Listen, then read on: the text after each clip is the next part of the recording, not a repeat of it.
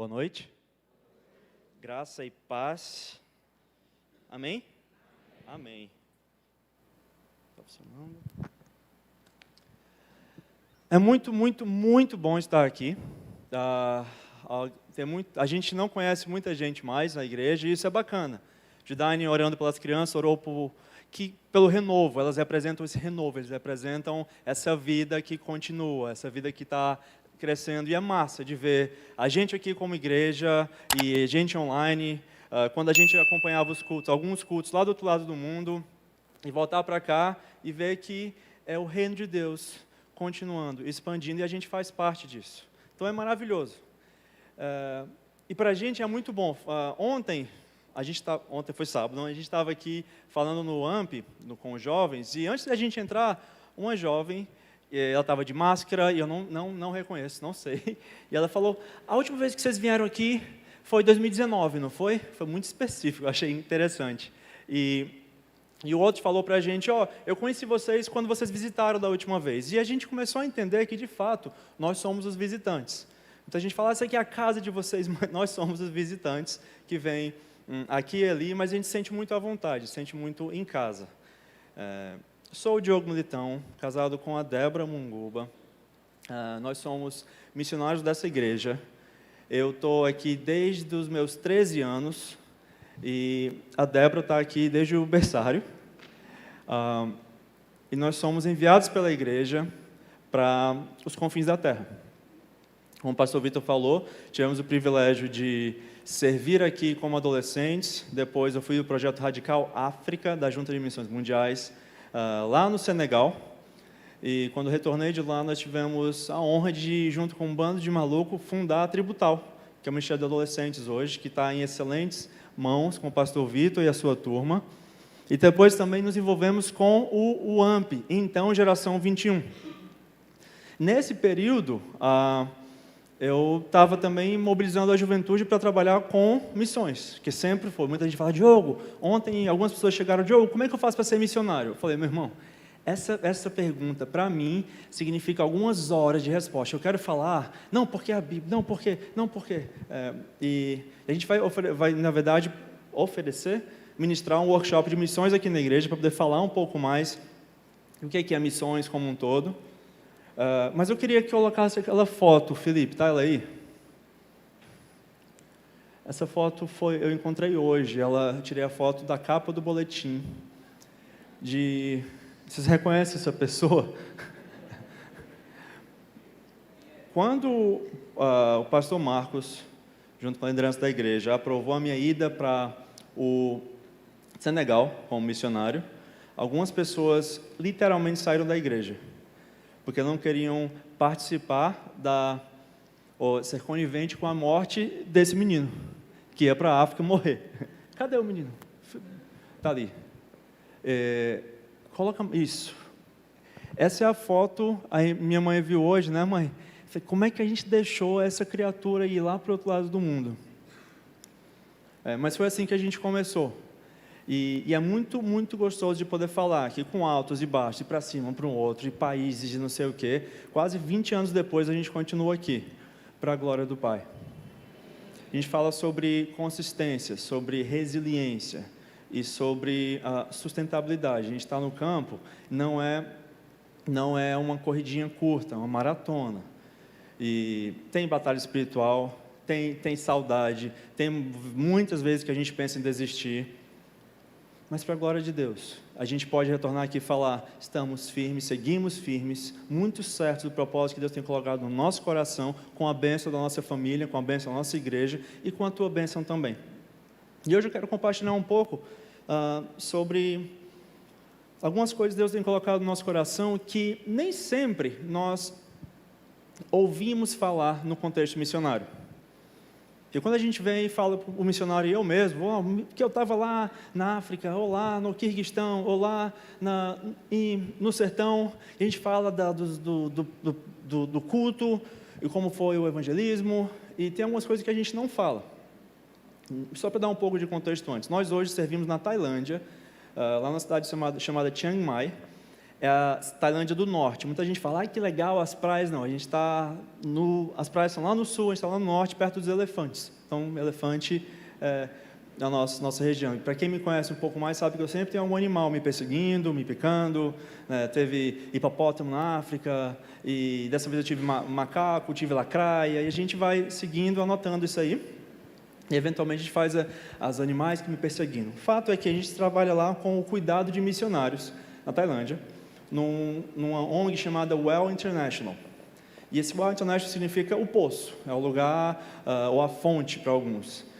E hoje é o maior centro de cuidado de missionários do mundo. A gente atende mais de 8.000 missionários por ano. E a ênfase é esse cuidado que trabalha com a prevenção e com o tratamento. A gente está lá para fazer com que, ou ajudar missionários a permanecerem no campo por mais tempo de maneira mais saudável. É para a gente poder voltar aqui e falar, tem quase 20 anos que a gente está fazendo isso, e eu quero voltar, pela graça de Deus. E esse é esse cuidado. Ele é bem mais abrangente que isso, mas de fato é que o missionário, quase que pela definição, quando eu falo missionário, estou falando a gente na Tailândia, ou a caravana que estava ali em Iguatu agora, ou onde quer que seja, a gente passa por alguns estresses, por algumas situações que são peculiares dessa profissão. A gente está sempre perdendo gente com ida e vinda, a gente tem que, a alta do dólar afeta de maneira muito especial, ou você vai ver a questão da perseguição religiosa, e hoje eu vou falar alguns exemplos de como a gente vê isso afetando missões de maneira geral. Como nós trabalhamos com cuidado de missionários, eu mesmo acompanho centenas de missionários em vários lugares do mundo, de novo, para ajudar que eles permaneçam por mais tempo de maneira mais saudável. Mas uma coisa, um problema, que tem me chamado muita atenção recentemente, é a questão do pertencimento. Quando a gente chega aqui no Brasil, por mais que depois de tanto tempo, num lugar onde ninguém fala português, e português é a nossa língua secreta, a gente se sente em casa. Esse aqui é o nosso povo, essa aqui é a nossa língua, essa aqui é a nossa comida. Como eu sonhava com cuscuz, tapioca, suco de cajá, queijo coalho, requeijão, tapioca, pão de queijo, já falei cuscuz. Como eu sonhava com tudo isso? Esse aqui é o nosso lugar, esse aqui é o nosso cantinho. Aqui a gente pertence. De maneira geral, o problema do pertencimento é algo que está assolando missionários de todo lugar do mundo. Por exemplo, tem a família Araújo, tinha um sonho de servir na China, tinha chamado para ajudar a igreja perseguida na China, e aí finalmente vão para trabalhar na cidade de Kunming, na China, trabalhando com o apoio a uma igreja subterrânea. Bênção. Um belo dia, o governo chega na porta deles e dá um aviso de 24 horas para deixar o país. Simplesmente assim. A perseguição religiosa, para o missionário, muitas vezes ela tem a ver com simplesmente não renovando mais o visto, não permitindo que aquela família, que aquele missionário continue trabalhando lá. E a gente tem visto, nos últimos 5 anos, uma leva de missionários sendo expulsos de países, especialmente China, Índia e agora mais recentemente Myanmar. A família Araújo resiste à perseguição, doença, falta de sustento e tudo mais, fica na China por quase 20 anos, daí que um dia o governo fala, vocês são proibidos de estar aqui, vocês são pessoa não grata e vocês são expulsos do país. 20 anos de carreira, eu falo, e o que eles pensaram? Chegaram lá para ser atendidos por mim, e falei, Diogo, o que a gente vai fazer na nossa vida agora? E eles usaram a palavra, a gente não pertence a nenhum outro lugar. Na Tailândia, por exemplo, que é onde nós moramos, estrangeiro nenhum pode ter propriedade. Eu não posso comprar, nem que eu pudesse e quisesse, um terreno ou uma casa. Talvez eu possa comprar um apartamento porque eu não sou o dono do prédio e o terreno do prédio. Se eu quiser montar um negócio lá, eu tenho que ter um sócio local. Por quê? Aquele não é o meu lugar. O governo faz questão de lembrar, esse não é o seu lugar. Eu tenho que ir na imigração a cada 3 meses para dizer, eu ainda estou aqui, eu estou fazendo o que eu estou fazendo. Ou os filhos de missionários, as crianças que a gente vê, esses recomeços. Imagina que ele é filho de brasileiro, morando na Tailândia, então ele não é tailandês, ele está há tantos anos já, 10, 15 anos, ou então toda a infância, lá no contexto missionário. onde ele vai para uma escola, que normalmente a escola vai ter uma estrutura e um sistema americano. Ele não é americano também, então não pertence àquela escola, não pertence àquele país, e também quando ele vem para cá visitar a família, ele mal consegue falar português direito. Ele também não é brasileiro. A crise que eles sentem pela falta do pertencimento. Ao mesmo quando a gente chegou na Tailândia, nós fomos a primeira vez renovar o nosso visto, eu me peguei tremendo na fila da imigração. E eu falei, que é isso? Que medo é esse? Que é isso? Eu estava com um transtorno de estresse pós-traumático por causa do Quirguistão, onde nós atuamos antes, onde a corrupção ela é culturalmente aceita, e toda vez que a gente tinha que passar pela imigração, o guarda esperava uma propina da gente, toda vez. E isso mexia não somente com o nosso senso de justiça, com a nossa ética, a questão espiritual e pertencimento. O que vai acontecer agora? Eles vão me prender, vão me deixar aqui, vai ser meia hora, vai ser 5 horas, o que vai acontecer? E eu não sei vocês, mas sempre que eu penso em pertencimento, eu penso nos levitas na Bíblia. Mais alguém pensa nisso? Já parou para pensar? Pertencimento, os levitas? Só eu? Então vamos chegar lá. Abram comigo em Números, capítulo 18.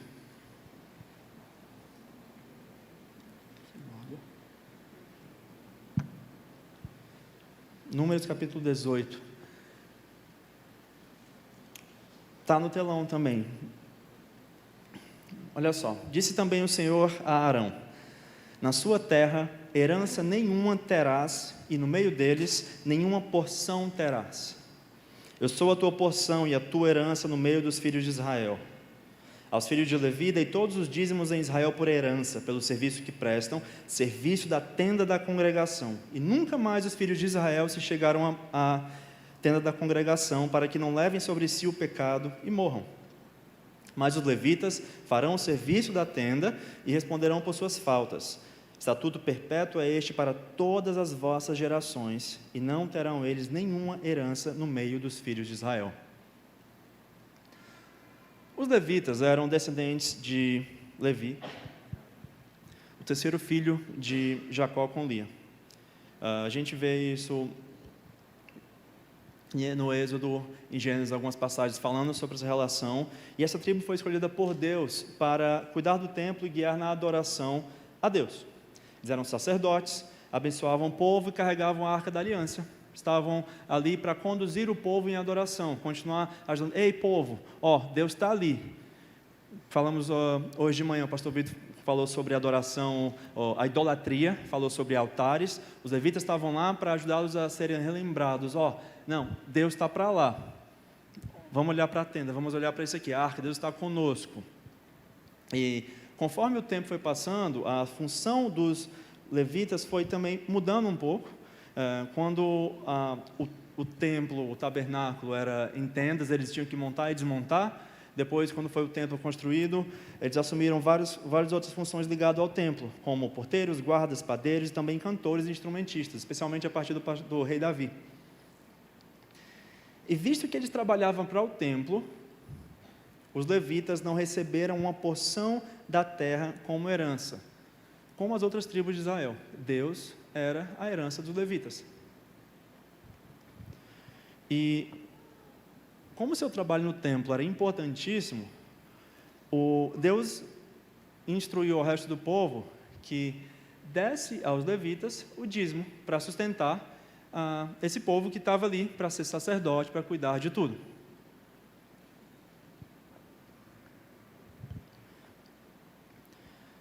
E assim eles recebiam não somente o sustento deles através disso, mas também terras espalhadas por todo o território de Israel. Levitas. O que isso tem a ver com a gente aqui? Eu começo a pensar, quando eu falo sobre o pertencimento, imagina esse jovem, nasceu no deserto, no Êxodo, né, da tribo de Levi, e ele vai ali, a gente está indo para a terra prometida, né? Estamos indo para lá. Chega na terra prometida, o que acontece? Você não vai ter terra aqui, a tua porção não vai existir. E por mais que você seja santo, por mais que você busque um relacionamento com Deus, isso pode gerar uma frustração, isso pode gerar uma dor, um luto. A tão sonhada terra prometida nunca ia vir. E você agora tem que internalizar que você é do Senhor. E você pode falar, Diogo, mas isso é muito melhor. Sem dúvida. E muitos levitas eventualmente aprenderam isso. Mas naquele contexto, naquele momento, eles não tinham um lugar. Aí se você está lá, é igual aquela criança que está esperando para os pais chegarem para pegar na escola. Eu nunca passei por isso, viu, mãe? Esperando os pais chegarem para pegar na escola, está lá com sua mochilinha esperando, aí o irmãozinho vai, o amiguinho vai, o outro amiguinho, outro amiguinho, outro amiguinho, e você lá esperando, né? É como se todo mundo tivesse uma casa para ir, e você está esperando eventualmente acontecer. E os levitas estavam lá, e o tal do sonho de ter um cantinho deles na terra prometida não aconteceria. Na verdade, seriam os únicos a ter que depender de Deus para tudo: sustento, segurança e provisão. Lembra que eu falei sobre o pertencimento? Os levitas seriam estrangeiros na própria terra deles para sempre. Imagina também agora o povo tendo que ir para uma batalha. Lembra que naquela época, naquele contexto, eles tinham que batalhar para poder, vamos agora pegar esse pedaço de terra. E eu estou sendo bem simplista aqui, minimizando tudo, mas a ideia é, eles estavam indo para a batalha. E no contexto, como é que você pode ser um sacerdote no meio de uma nação guerreira? Imagina todos os seus compatriotas indo para a guerra, batalhando, morrendo, matando, você ficando para trás. É como se, naquele momento, montar e desmontar a tenda não fosse tão importante quanto combater os filisteus. Em Números capítulo 1, o Senhor fala para Moisés que os levitas não deveriam ser contados para o combate. Deus tinha um plano diferente para eles. E muitos podem pensar que a tarefa de ficar para trás, enquanto está todo mundo batalhando, seria algo inferior. E a gente faz isso nas nossas igrejas também. Sabe como? Muitas vezes eu ia ministrar em alguns lugares, e porque eu era mais jovem, mais aquela aparência ali, ou talvez eu não tinha a barba, o cabelo ainda tinha alguma coisa, enfim, o pastor olhava para mim e ficava com medo da igreja não aceitar a minha palavra, porque eu era muito jovem. Então ele tentava legitimar o meu ministério, falando que eu peguei malária e que eu vivi na África. Esse é missionário de verdade. Ou, por exemplo, centenas de missionários que trabalham no escritório, na parte administrativa, que recolhe as ofertas, que vê a questão de carta de oração, ou que faz a arte no Instagram para poder colocar, para que as igrejas possam saber o que está acontecendo, ou aquele que está lá na viagem em Iguatu, fazendo as filmagens e vê, isso está acontecendo aqui, aqui, ali. Esses missionários não têm prestígio, não é tão missionário quanto aqueles que estão lá, evangelizando. Deus me deu o privilégio de poder fazer um pouco de tudo no trabalho missionário, né? De ter aquela experiência clássica de missões que a gente via, de ir para a África, né? De falar dialetos, de ter que, né? Eu literalmente construí a minha cabaninha. Quem me conhece sabe da tal da cuscuzeira que a gente morava, ou ser perseguido por hipopótamo, o pacote completo. Depois, contrabandeei Bíblia na China, e eu lembro que eu falava, não, eu quero poder ser um mártir para a glória do Pai, aquela coisa toda. E hoje eu tenho uma visão tão diferente, e a questão de morrer para o Senhor, que seja o tempo dele. Mas não porque eu procuro isso, não porque isso vai trazer mais glória para o nosso ministério, porque não é sobre isso. Muitas vezes a gente acaba só valorizando os grandes guerreiros. Volta para o contexto dos levitas lá. Todo mundo vai para a batalha, tem alguém que mata dezenas, volta onde estão valorizados. O que os levitas estão fazendo? Vamos desmontar a tenda porque agora a gente tem que ir para o lado de lá. Ou a gente vai conduzir o povo em adoração. E muitos vão pensar que talvez não seja isso o suficiente. Nós temos a tendência de valorizar os grandes guerreiros. E isso contribui para o tal do problema do pertencimento na obra missionária. A pandemia chegou. Tem essa família, por exemplo, atuando no Azerbaijão. Eles trabalham com plantação de igreja nas tribos minoritárias nas montanhas do Azerbaijão. Toda semana, o missionário e a família muitas vezes vai até lá e passa 2, 3 dias nas montanhas, discipulando, ajudando, montando a igreja, aquela coisa toda. A pandemia veio, o que aconteceu? Não pode sair, fique em casa. De repente, aquilo que ele estava fazendo sempre, que era um ministério, que tinha se tornado aos poucos a identidade daquela família, daquela família missionária, de repente foi tirado deles.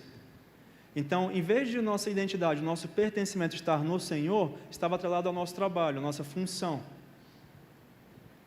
Se eu não sou missionário, lembra quando a gente fala Quirguistão, eu falava, batia no peito, eu sou missionário no Quirguistão, porque normalmente o fato de quase ninguém saber onde era, já legitimizava o meu ministério. Porque, caramba, esse é missionário de verdade, está lá não sei aonde. Nós valorizamos muito os grandes guerreiros famosos. A face da igreja está mudando, queridos e queridas. A face da igreja está mudando. O que eu quero dizer com isso? Hoje é considerado que aqueles países do sul global, África, Ásia e América Latina, a gente, representam quase 70% dos evangélicos no mundo. E não somente isso. O Brasil hoje é a segunda maior igreja enviadora de missionários transculturais. Glória a Deus. Amém. Não é massa isso? A igreja está se mobilizando, está entendendo o seu papel na obra missionária. E quando eu falo desses missionários todos são enviados, estou falando que vão lá para ou plantar a igreja, mas também vão para trabalhar. Tem missionário que vai tem chamado para ser professor em escola para filho de missionário. Ou tem outros como eu e a Débora que a gente vai para trabalhar com o cuidado. Sou psicólogo, eu trabalho como terapeuta para missionários, para ajudar com a saúde mental deles.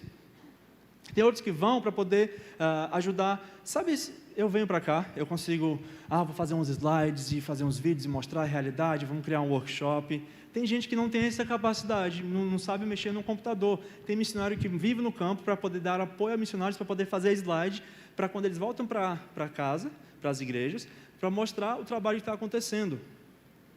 Isso é missões, porque a gente está envolvido na obra. É como se tem uns que indo para guerreando, outros estão aqui se preparando para cuidar dos feridos, outros montando a tenda, outros preparando a comida, mas todos servindo o mesmo propósito, que é a expansão do reino de Deus.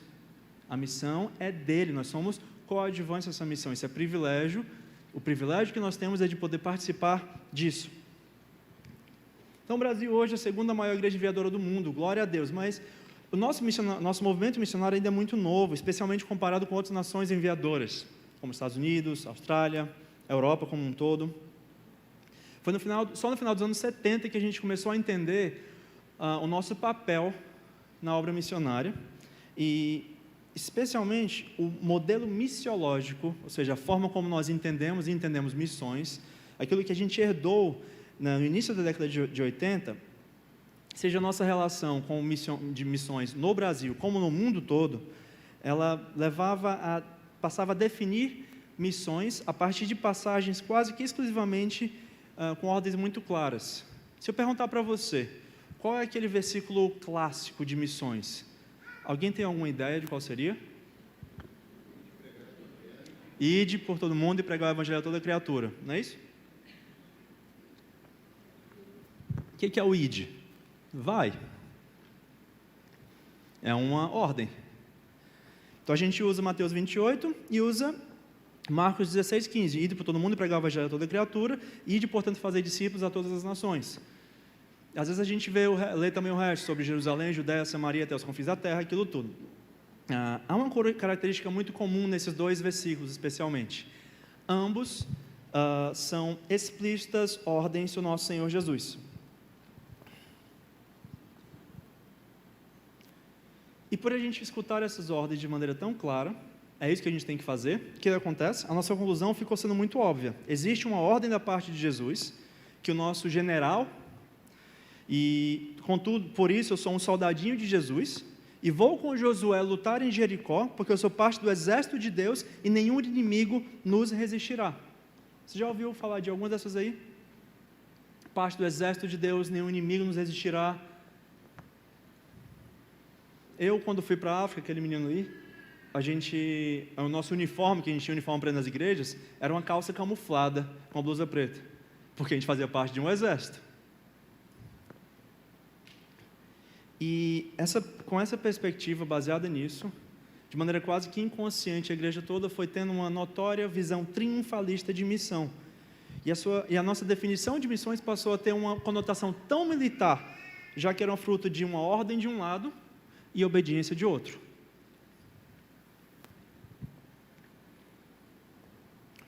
Christopher Wright, que é um autor, ele afirma em alguns dos seus livros que o fato de nós termos uma definição de missões baseada principalmente nessas passagens bíblicas, que ele fala que são passagens imperativas, traz consequências muito importantes. Nas nossas conferências missionárias e nossos planejamentos de missões e tudo mais, usamos muitas metáforas militares.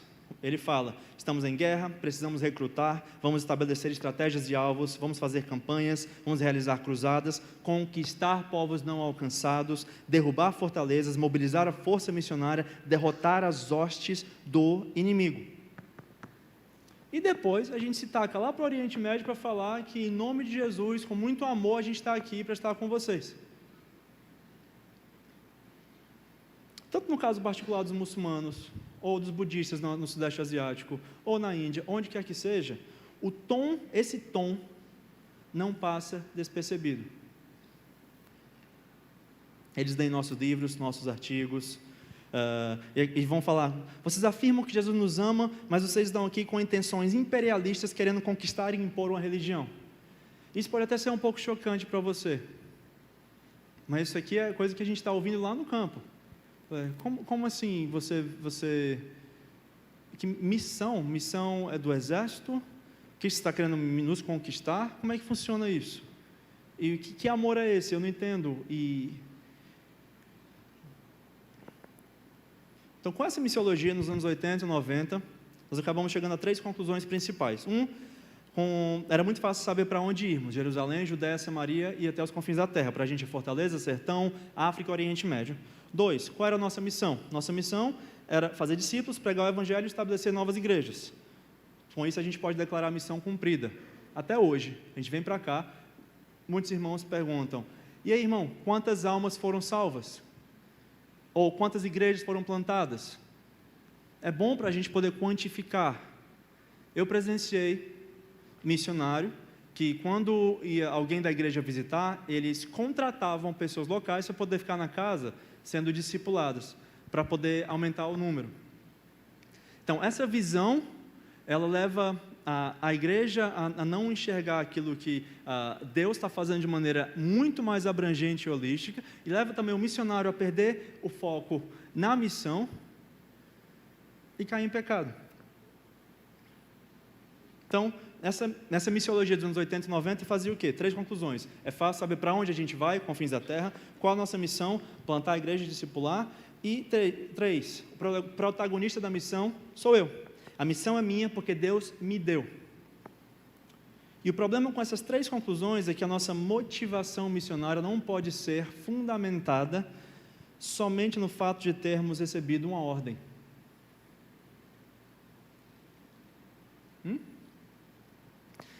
Não estou falando aqui que existe algo errado em evangelizar, em discipular, em plantar igrejas, em ir até os povos não alcançados.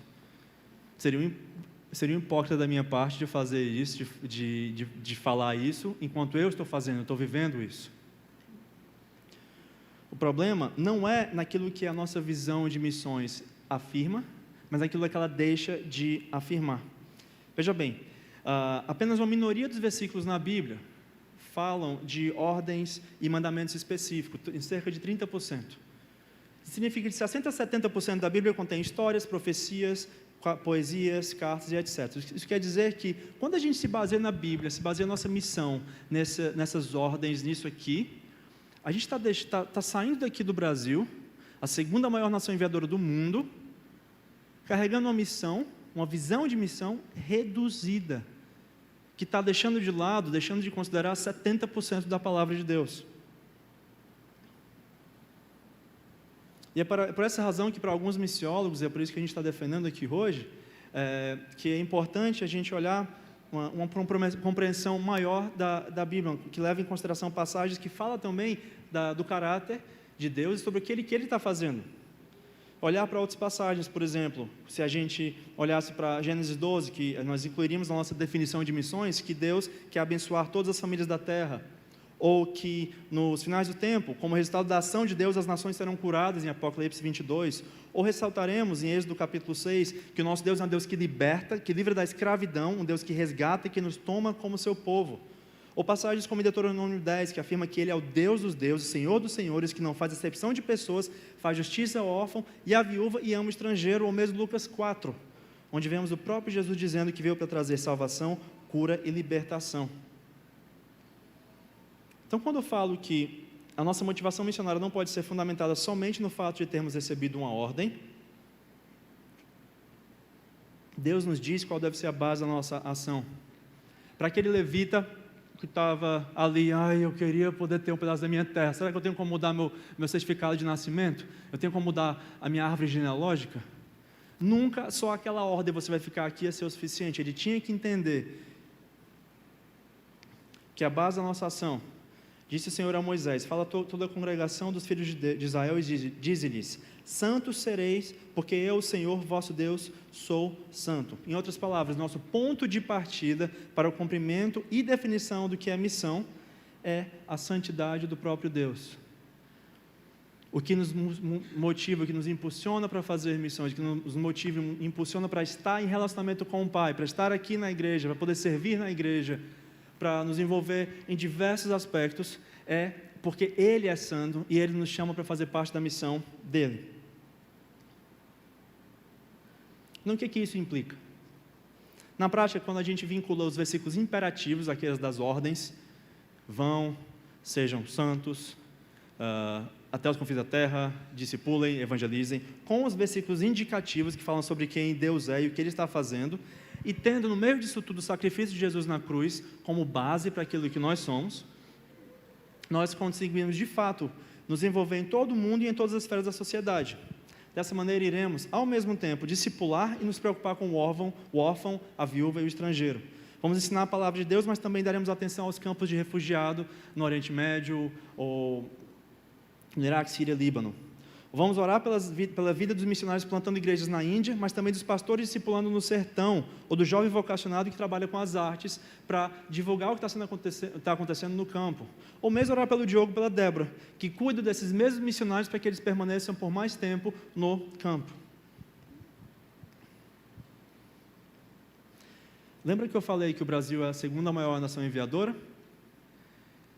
Por mais que esse número seja uma bênção, me entristece muito dizer aqui hoje que o Brasil é uma das maiores igrejas que perdem missionário no campo.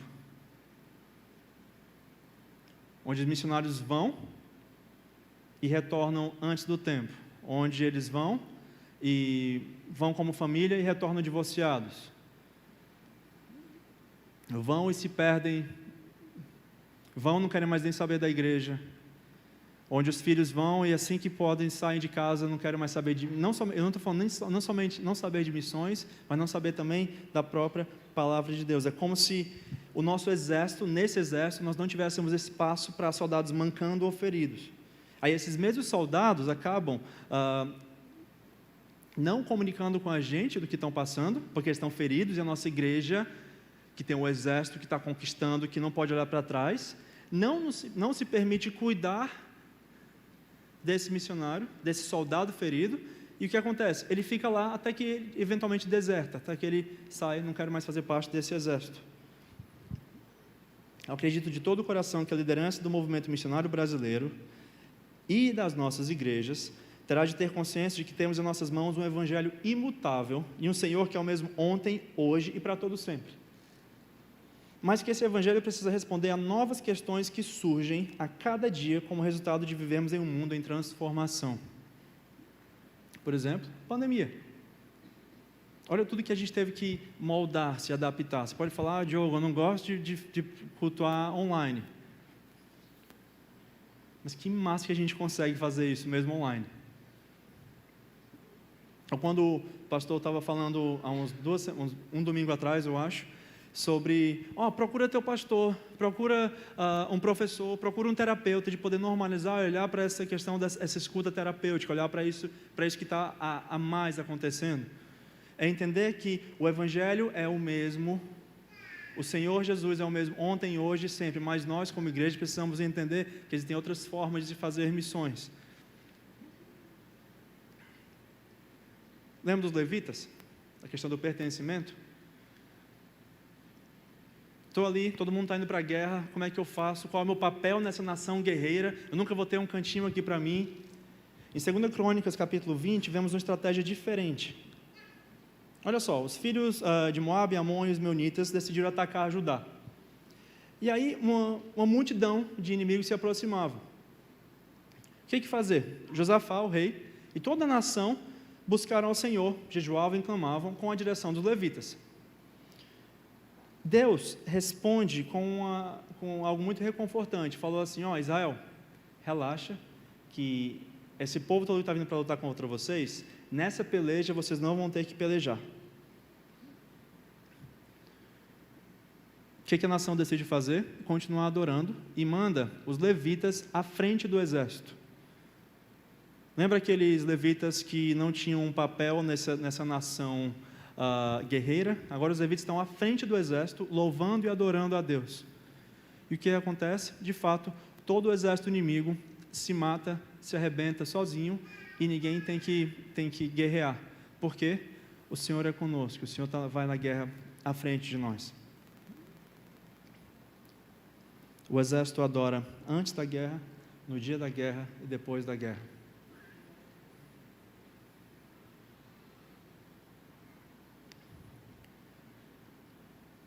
Quando a gente fala que os tempos estão mudando, a face da igreja está mudando, a gente vê a geração diferente, a conectividade diferente, a forma de se fazer missões é diferente.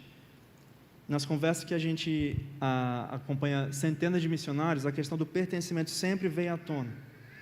Sempre vem. Seja por causa do visto, será que eu vou conseguir ficar aqui? Seja pela questão de identidade. Já parou para pensar que o missionário trabalhando com a igreja perseguida, ele não pode falar que ele é missionário, correto? Imagina se a gente está se reunindo como igreja perseguida, e aí eu, que sou missionário com a igreja, estou aqui, todo mundo em sigilo, todo mundo arriscando a vida para estar ali, aí eu saio, vou tomar um café e estou conversando com alguém: pois é, eu sou o pastor para uma igreja aqui na China, no bairro tal, visita lá, gente, está aqui o cartão. Não se faz isso, não pode fazer isso. Mas imagina a crise que isso dá para aquele missionário, que quando ele conversa: não, eu estou aqui, eu sou o dono de um café. E de fato ele é o dono de um café, mas o café é só uma forma de ele ter um visto naquele país, que de fato é como um super-herói, né? Durante o dia ele está lá, mas à noite ele está na igreja, aquela coisa toda. Mas isso volta àquela questão do pertencimento, e é aquilo que a gente não fala muito sobre a realidade do campo missionário. Ou mesmo a culpa por achar que não fez o suficiente. Será que eu pertenço nesse lugar que eu ocupo como missionário? Pois as igrejas estão ofertando, pessoas estão orando. Será que é o suficiente aquilo que eu estou fazendo? E isso me leva a querer fazer mais e mais e mais para provar o meu lugar, porque eu esqueço de olhar para onde? Para Ele. Eu esqueço que o exército é dele, que a missão é dele.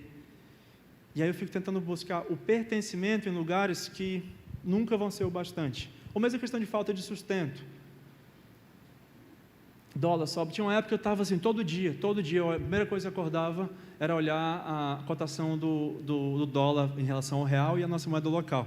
Todo dia. A Débora falou: não importa. A gente tem consciência que aqui é o nosso lugar. A gente sabe que Deus nos trouxe para cá. Não vai faltar. Irmãos, para a glória dele. Não falta. Teve um dia que a gente ganhou uma oferta, alguém chegou lá: então, eu estava pensando em vocês, está aqui, deu um envelope. Eu falei: que massa, beleza, bênção. Cheguei em casa, vi $500. $500? Aí eu: que massa. E a gente tenta ser o melhor mordomo possível daquilo que Deus coloca na nossa vida e tudo mais. No dia seguinte, o nosso carro quebra. O valor do conserto foi $450. Aí eu: não, mas por quê? Aí a minha amada esposa, que cuida de mim, falou: que bênção, que Deus já tinha dado a provisão para esse valor que a gente nem sabia que ia precisar ter. Ele cuida de nós, na medida exata, no tempo exato, porque a obra é dele. A gente questiona o nosso chamado, assim como os levitas talvez fizeram. Qual vai ser o custo de nós estarmos aqui sendo missionários, sendo líderes, estando à frente do povo dele? E falando com todos esses missionários sobre quem pertence, de onde não é, uma coisa que nunca muda é quando a gente fala sobre a quem nós pertencemos. E eu quero concluir com o Salmo 73, escrito por um levita, Asaf. Todavia, estou sempre contigo, porque tu me seguras pela minha mão direita. Tu me guias com o teu conselho, e depois me recebes na glória. Quem mais tenho eu no céu, além de ti?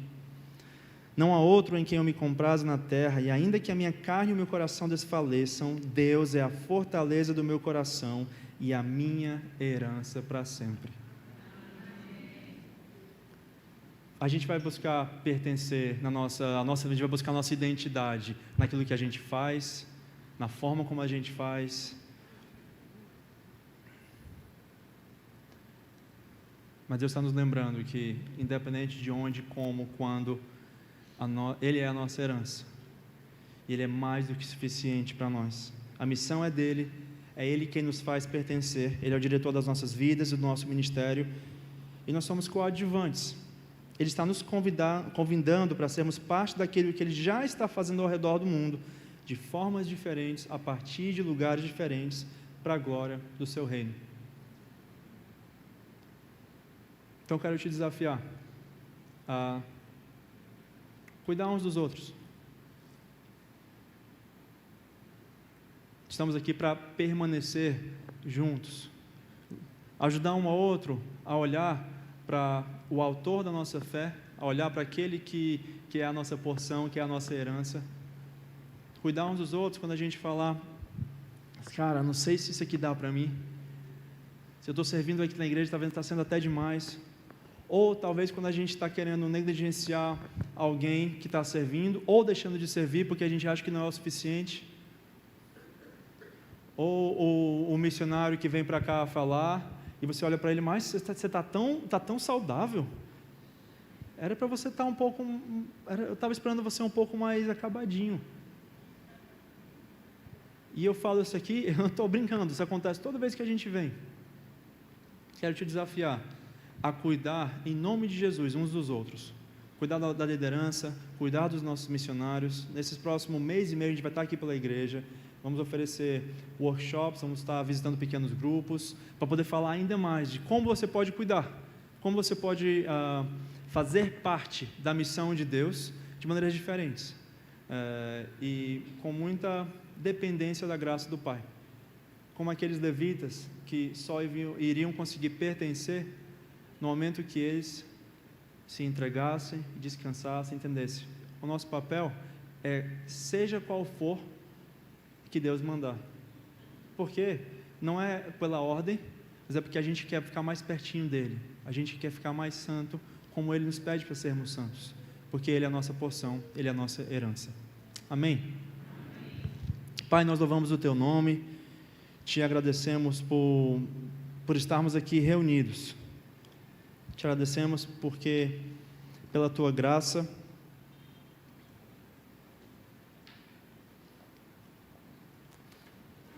o Senhor cuida de nós. O Senhor é o nosso pastor, nada nos falta. Obrigado pelo teu cuidado, pelo teu carinho, pela tua provisão. Obrigado pelo teu chamado nas nossas vidas. Obrigado, Pai. Que o teu Santo Espírito fale a cada um de nós de formas diferentes, naquilo que a gente precisa ouvir, naquilo que a gente precisa mudar. Eu peço perdão pela forma que muitas vezes a gente quer fazer missões em teu nome, esquecendo do amor que nos une. Eu peço, Pai, nos ajuda a transbordar da tua graça, nos ajuda a transbordar da cruz vazia, para a glória do teu nome, Pai. E te louvamos pelo privilégio de sermos participantes da tua missão. Louvado seja o teu nome hoje e sempre, em nome de Jesus.